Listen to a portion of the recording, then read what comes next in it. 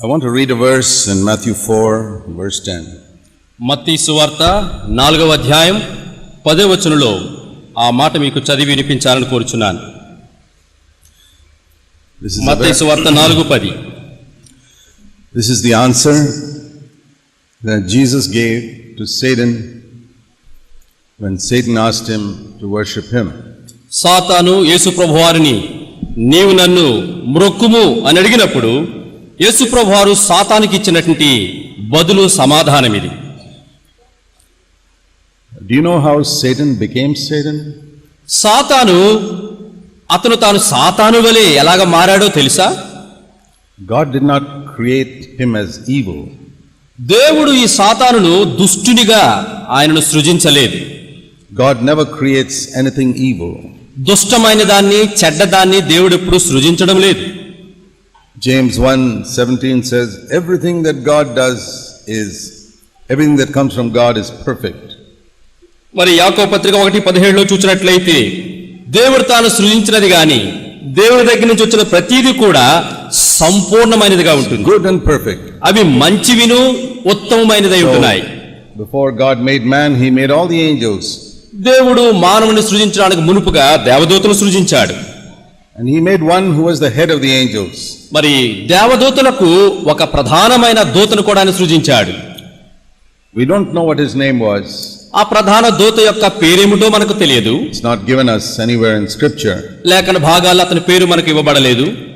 But commonly a lot of people call him as Lucifer. సర్వసాధారణంగా అనేకులు ఆ ప్రధాన దూతకు ఒక పేరు పెట్టారు, ఏమని లూసిఫరు అని.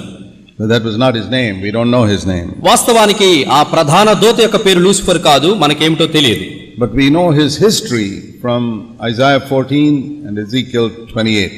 యెషయా 14, యెహెజ్కేలు 28 నుంచి మనం చూసినట్లయితే ఈ ప్రధాన దూత యొక్క ఆరంభము అంతా మనకు తెలుసు. He was leading the angels in worshiping God. దేవుణ్ణి పరలోకములో స్తుతించుటలో దేవతలందరినీ కూడా ముందుండి నడిపిస్తూ వచ్చేవాడు. And in his heart was born a desire to get all that worship for himself. ఈ ప్రధాన దూత దేవుణ్ణి ఆరాధిస్తూ అందరూ నడిపేవాడు.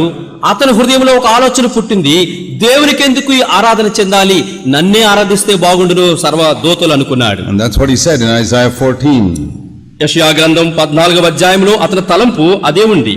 Verse 14. యెషయా గ్రంథం 14వ అధ్యాయం 14వ వచనం. I will make myself like the most high God. మహోన్నతునితో నన్ను సమానునిగా చేసుకుందును. Means I will get all the worship. అంటే అర్థం ఏంటి? దేవునికి చెందాల్సిన ఆరాధన ఇప్పుడు నాకు సొంతమవుతుంది. And he has always wanted everyone to worship him. ప్రతి ఒక్కరూ దూతలందరూ కూడా నన్నే ఆరాధించాలని కోరుకునేవాడు ఈ యొక్క ప్రధాన దూత. Worship means to bow down and say, you are my Lord. ఆరాధన అంటే అర్థం ఏంటంటే శిరస్సును వంచి సాగిలపడి నీవే నా ప్రభు అని చెప్పుట. What you say I will do. నీవు చెప్పిన ఆజ్ఞాపించింది నేను శిరసావించి చేస్తాను. I won't listen to anybody else. వేరొకరి మాట నేను గైకొనను. You are my God. నీవే నా దేవుడవు. And that is what he tried to get from Adam in the Garden of Eden. ఆదాము దగ్గర నుంచి కూడా ఏదెను వరంలో అతను అదే పొందగోరాడు. What he told Adam was, bow down to me and do what I say. ఇదిగో నాకు నువ్వు నమస్కరించు, నేను చెప్పిందంతా చెయ్యని ఆదాముతో ఎందుకు చెప్పాడు? Don't do what God says. దేవుడు చెప్పింది నువ్వు చెయ్యకు ఆదామా, Do what I say. నేను చెప్పింది చెయ్యన్నాడు. Bow down to me. నాకు నమస్కరించు. And Adam bowed down to him. ఆదాము దేవుని మాట నిర్లక్ష్యపెట్టి సాతానుకు నమస్కరించాడు. And did what Satan told him. సాతాను అపవాది చెప్పింది చేశాడు ఆదాము. And then the Lord had told Adam that everything on earth I have given to you. Everything is under you. ఆదాముతో దేవుడు చెప్పాడు, భూమి మీద ఉన్న సమస్తాన్ని కూడా నీకు నేను సొత్తుగా ఇచ్చాను, వాటిని నువ్వు పరిపాలించు. But when he bowed down to Satan, అట్లాంటి అధికారం పొందిన ఆదాము సాతానుకు వంగి నమస్కరించినప్పుడు all the dominion he had on earth also became Satan's. భూమి మీద సర్వ అధికారము కూడా ఆదాము కలిగి ఉన్నాడు, అదంతా కూడా సాతాను సొత్తు చేశాడు ఆదాము. When Satan tempted Jesus, it was the same thing. Bow down to me. సాతాను ప్రభువైన యేసుక్రీస్తు వారిని శోధించినప్పుడు అదే రీతిగా శోధించాడు. నీవు నాకు మ్రొక్కుము, ఈ లోక మహిమంతా నీకు ఇస్తాను. Do what I say. నేను చెప్పిందంతా నువ్వు చేయి. Turn the stones into bread. Turn the stones into bread. ఈ రాళ్లను రొట్టెలుగా మార్చు. That will be good for you. నీకు మంచిదవుతుంది. Because you're hungry. ఎందుకంటే నువ్వు ఆకలితో ఉన్నావు. That's what he told Eve. This fruit is good for you. అవ్వతో కూడా సాతాను అదే చెప్పాడు. ఇదిగో ఈ యొక్క ఫలము మరి చూడటానికి రమ్యమైంది, తినడానికి రుచికలది. Do what I say. It's good for you. నేను చెప్పినట్లు చేయి, అది నీకు మేలు.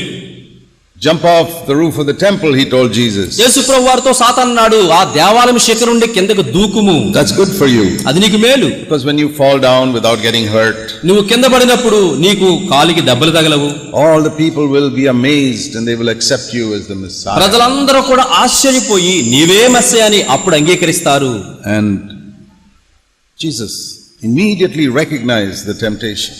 ఈ సాతాను యొక్క శోధనను యేసుక్రీస్తు వారు చాలా త్వరగా గ్రహించారు. Then finally he became very plain. Bow down and worship me. ఇక చిట్ట చివరికి సాతాను నేరుగా చెప్పాడు, నాకు నమస్కరించుము. I'll give you everything.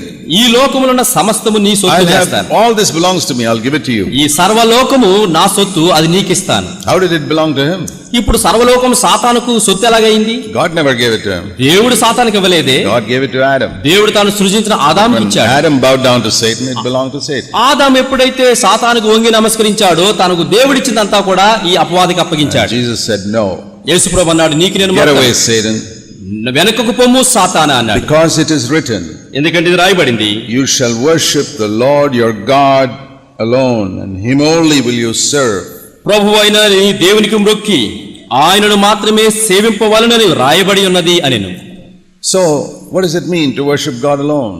దేవుని మాత్రమే మనము ఆరాధించాలి, మ్రొక్కాలి అంటే అర్థం ఏమిటి? That means I listen only to what God says. దేవుడు చెప్పిన మాట మాత్రమే నేను వింటాను. So how are you going to worship God this morning? ఈ ఉదయకాల సమయంలో ఈ దేవుడిని నువ్వు ఏ రీతిగా ఆరాధించబోతున్నావు? If during the last week you have been listening to the devil, గడిచిన వారమంతా కూడా నువ్వు దయ్యము మాట వింటూ వస్తే it will be a joke to say you're worshiping God today. ఆదివారం వచ్చి దేవాన్ని ఆరాధిస్తున్నాను అంటే చాలా అపహాస్యంగా ఉంటుంది. అది You can't worship God and worship the devil for 6 days and say I'm going to worship God. వారములో 6 రోజులు సాతానును ఆరాధించి ఆదివారం ఒక్కరోజు దేవుణ్ణి ఆరాధిస్తున్నానంటే అది అపహాస్యమే. To worship, everywhere in scripture you see people fell down and worship God. లేఖన భాగాల్లో ఆరాధన గురించి ఎప్పుడు చూచినా సాష్టాంగ పడి వారు దేవునికి ఆరాధించి మ్రొక్కిరి అని రాయబడింది. They fall down with their head down before God. దేవుని ఎదుట శిరస్సులు వంచి సాష్టాంగ పడ్డారు. The meaning is I bow down to your authority over me. ఆ మాటకు అర్థం ఏమిటంటే, ఓ దేవా నీ సార్వభౌమ అధికారానికి లోబడుచు నేను మ్రోకాళ్ళు వేస్తున్నాను. And the only person who can worship God with words this morning is the one who has bowed down to God's authority throughout the last week.